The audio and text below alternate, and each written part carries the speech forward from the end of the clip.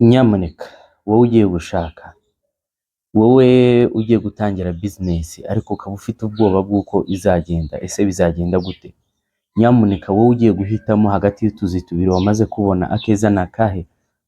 Nyamuneka wowe ugiye gufata umwanzuro kuri gahunda zawe, iri sengesho urarisabwa kubera ko nurikora Allah azaguhitiramo ibyiza.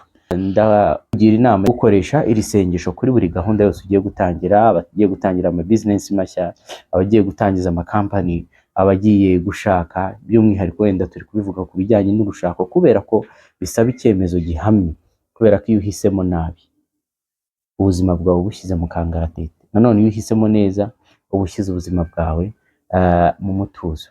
Mwumvishe ko uwisilamu nta kintu bwasize, ari nayo mpamvu mbwira abantu batari abayisilamu badukurikira, nyamuneka muze muri iyi dini irimo byose, kugeza aho idini kwigisha n'uburyo bwo kujya mu bwiherero, ikakwigisha no mu buryo bwo kugisha Imana inama.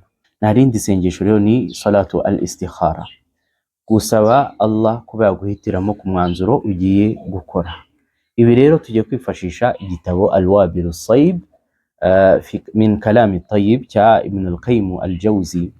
Nkuko twabivuzeho ko iyo umuntu agiye gushaka bisaba ko agisha Imana inama, akagisha n'abantu inama mu rwego rwo kwirinda yuko wagwa mu bibazo. Hari benshi cyane bamaze kwicuza umwanzuro bafashe kuba babana na bagenzi babo. Ibi rero ntibikabure muri gahunda zawe. Iyi rero ni imibanire, igice cya 6 dutangiye. Iyi dua izagufasha, ndagerageza no kuyandika muri caption, muraza kuyibona, ushobora kuyiscreenshotinga ukajya uyifashisha muri gahunda zawe za buri munsi. Qala al-musannif rahimahullah, umwanditsi hano aratubwira ati fi dhikri al-istikhara, muri adhkar cyangwa se mu bijyanye nuko Allah yaguhitiramo, tubikura mu gitabo cya Bukhari, nanone bigaturuka ku musahaba witwa Jabir radiyallahu anhu. Qala, aratubwira ati kana Rasulullah sallallahu alayhi wasallam yuallimuna al-istikhara fi al-amri kama yuallimuna as-surata min al-Qur'an. Ngo intumwa y'Imana sallallahu alayhi wasallam iturutse kwa Jabir, ngo yajyaga twigisha iri sengesho ry'uko wagisha inama Imana nk'uko yatwigishaga imwe mu mirongo ya Qur'an. Yaqul, intumwa y'Imana sallallahu alayhi wasallam ikavuga iti idha ahamma ahadukum, umwe muri mwe nayafata umwanzuro agiye gukora icyo ari cyo cyose kimwungura cyangwa se afashe umwanzuro. Ushobora kuba ugiye guhitamo umugore, ugiye gushaka, ugiye kwinjira mu kazi, ugiye guhitamo mu tuzi tubiri wamaze kubona, ugiye gutangira business nshyashya ukeneye ko Allah wamugisha inama. Falyarka rak'atayn min ghayri al-fariida, azasari raka ebyiri zitari izitegeko. Thumma liyaqul, narangiza avuga ati Allahumma inni astakhiruka bi'ilmika, ewe nyagasani ndagusaba umpitiremo kubw'ubumenyi bwawe buhambaye, wa astaqdiruka biqudratika, ndetse unanshoboze kubw'ubushobozi bwawe buhambaye, wa as'aluka min fadlika al-azim, ibyo ndabigusaba mu cyubahiro cyawe cy'ikirenga. Fa innaka taqdiru wala aqdir, kubera ko wowe ushoboye njyewe ndi ikiremwa sinshoboye. Wa ta'lam wala a'lam, wowe uzi ibyihishe n'ibizaba nyuma y'ibi ngibi, njyewe ntabyo nzi. Wa anta allamul ghuyub, kandi wowe uzi ibyihishe cyangwa se ibitagaragara. Allahumma fa in kunta ta'lam anna hadha al-amr wa yusamma hajata, uravuga ati yewe nyagasani ndagusabye niba iki gikorwa, ubu ko kivuga amazina, nimba ari akazi, nimba ari umudamu ugiye guhitamo, nimba ari umugabo ugiye kugushaka.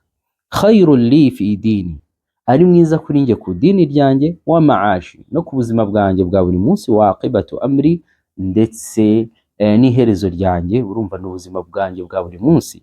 Faqdirhu li, shoboza kubigeraho, wa yassirhu li, unabinyorohereze kuba nabigeraho byoroshye.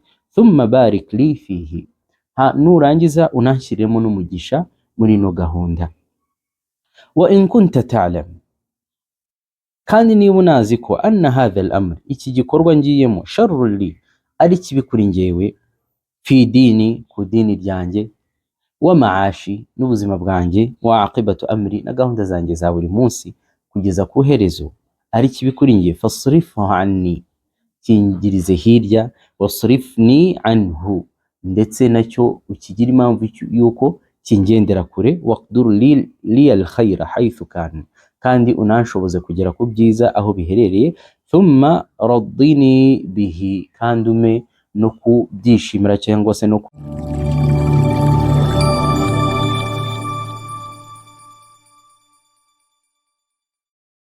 kwakira ibivuyemo, kandi unanyishimire. ubu busabe ntuzigere ububura. fi musnad al-imam, mu gitabo cya Imam Ahmad, nawe aratubwira ati biturutse kwa Sa'd bin Abi Waqqas radiyallahu anhu, biturutse ku ntumwa y'Imana sallallahu alayhi wa sallam, aratubwira ati min sa'adati ibni adamu istikharatullah, ngo mu bijyanye no kwishimirwa n'Uwiteka Allah subhanahu wa ta'ala, mu bijyanye no kwishima kwa mwene Adamu harimo kuba Allah yaguhitiramo cyangwa se kuba wagisha Imana inama ikaguhitiramo. Wa min sa'adati ibni adam ridahu bima qadahu Allah, ndetse no kwishima k'umuntu bikubiye kwakira ibyo Allah yakoze iki, ibyo Uwiteka yakugeneye.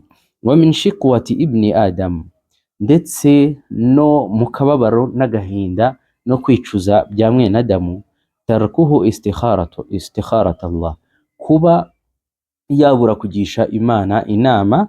Wa min shiqwati ibni adam sakhatuhu bima qada Allah, ndetse no kuba yarakazwa nuko cyangwa se yarakazwa n'ibyo Allah yamaze kumugenera. Iyi hadithi rero wenda tuvuze ahangaha, Sheikh al-Albani yavuze ko iyi hadithi idafite imbaraga, ariko mu bijyanye n'ibisobanuro byo kugisha Imana inama, iyi hadithi ifite ibisobanuro bya nyabyo. Wakana Sheikh al-Islam bin Taymiyyah, Sheikh al-Islam bin Taymiyyah yabivuze agira ati, yaqul, aratubwira ati ma nadama min istikhara al-khaliq, nta wigeze wicuza yamaze guhitamo cyangwa se yamaze kugisha Imana inama. Washawiri al-makhluqin, kandi yaramaze no kugisha abantu b'abanyabwenge cyangwa se basobanutse cyangwa se b'abanyakuri inama. Wa thabata fi amrihi, kandi gahunda ze ziratungana.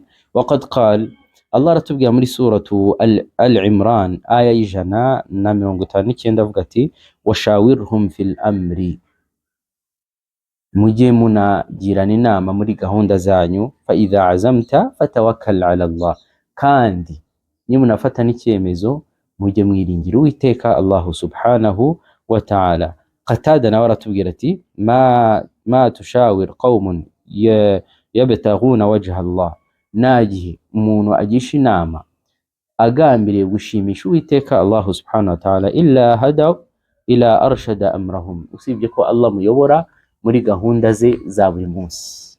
Nyamuneka ngira ngo mwumvishe ibanga ryo guhitamo neza, nyamuneka mwumvishe ko Uwisilamu nta kintu bwasize. Ari nayo mpamvu mbwira abantu batari abayisilamu badukurikira, nyamuneka muze muri iyi dini irimo byose, kugizaho idini kwigisha n'uburyo bwo kujya mu bwiherero, ikakwigisha no mu buryo bwo kugisha Imana inama. Turabararikiye mu dini ryiza nk'iri ngiri. Hanyuma noneho turebe ibyiza n'inyungu dukura muri iyi gahunda cyangwa se muri iri sengesho. Turarebamo bike, harimo kugufasha gufata icyemezo cyiza. Ni ukuvuga iyi istikhara iyo uyikoze bigufasha guhitamo icyemezo cyiza. Hanyuma kugabanya gushidikanya. Murabizi ko iyo umuntu ari gufata icyemezo haba harimo gushidikanya kwinshi, naba nahisemo nabi, nasanga ibintu ntexpectingaga. Ibyo bigufashamo rero kudashidikanya kubera ko wagishije Imana inama.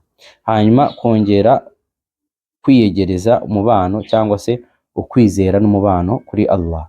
Nta kabuza ko umuntu wagishije Imana inama aba ari kurema cyangwa se aba ari kongera umubano hagati ye n'umurezi we, kandi iyo wongereye umubano hagati yawe n'Imana irushaho gutunganya gahunda zawe. Murabizi ko iyo tugize amatsiko cyangwa se tugashidikanya, ibyemezo byacu bizamo ibibazo. Hanyuma ikindi, istikhara twamaze kugaragaza uko ikorwa. Usarira raka ebyiri hanyuma ugashyiraho iyo duwa nyuma ya raka ebyiri. Raka ebyiri ni izisanzwe, gusa nuko ushyiraho umugambi w'uko ugiye kugisha Imana inama, hanyuma ukarambura ibiganza ugasaba. Nta kabuza ko umuntu uzakoresha iri sengesho yuko Allah azamusubiza. Nuko akenshi nkunze kubivuga, Allah aragusubiza ukanabona n'ibimenyetso, red flags ukazibona, cyangwa se ukabona ko umuntu ari uwa nyawe, ariko ikibazo kikazamo ngo amarangamutima yawe aherereye. Niduhitamo ibyo Imana yaduhitiyemo tuzatungana, naho nitujyana amarangamutima yacu tuzicuza. Abatubanjirije beza bajyaga bishima iyo basabaga ikintu Allah akakibaha, ariko bakarushaho kwishima iyo basabaga ikintu Allah akabahitiramo, kubera ko babaga bazi ko ari we wabahitiyemo, ari we uzi imbere yabo ahazaza habo n'inyungu bibafitiye kurushaho. Ubwo ibyo rero kugira inama yo gukoresha iri sengesho kuri buri gahunda yose ugiye gutangira. Abagiye gutangira ama business mashya, abagiye gutangiza ama company, abagiye gushaka, by'umwihariko wenda turi kubivuga ku bijyanye n'urushako, kubera ko bisaba icyemezo gihamye, kubera ko iyo uhisemo nabi ubuzima bwawe bushyize mu kangaratete. Nanone iyo uhisemo neza ubushyize ubuzima bwawe mu mutuzo. Naho ubutaha rero, wabillahi tawfiq, wassalamu alaikum wa rahmatullahi wa barakatuh.